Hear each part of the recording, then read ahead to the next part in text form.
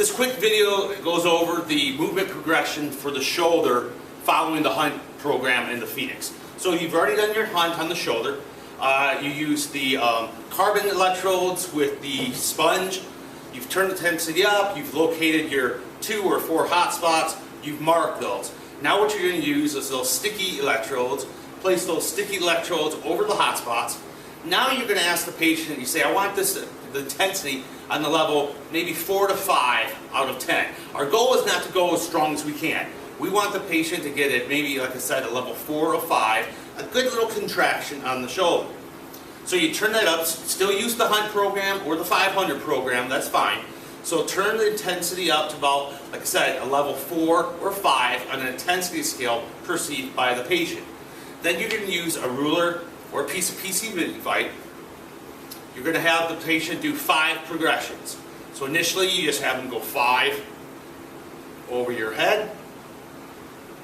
Then they can do 5 seated rows. And when they're doing these exercises, the intensity may change a little bit. The referral pattern of the muscle stimulation may radiate down the arm. That's okay. So again, the progression is 5 overheads, 5 rows, 5 rotary. And on this one, sometimes it's helpful if you grab the center of this and help them rotate a little bit more. So they may just go like to here, grab the center and pull them a little bit more into it. And then back. And then shrugs. And then shoulder rolls. So they can roll it. Roll it. Forward rolls, back rolls, and then shrugs. So again, that sequence all from the beginning would be 5 overhead, 5 rolls, 5 twist, 5 shoulder rolls,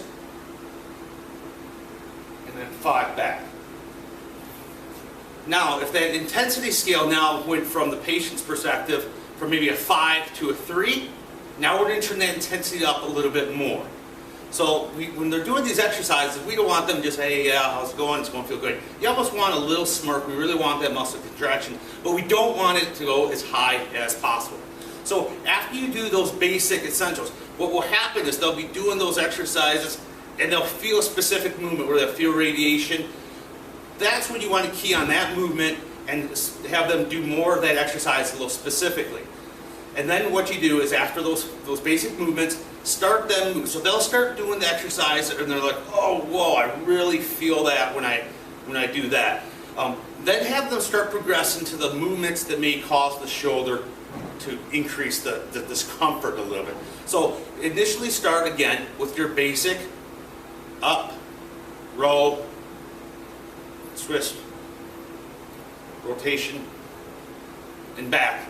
And through that movement pattern, you will find that they will feel the higher intensity or radiation.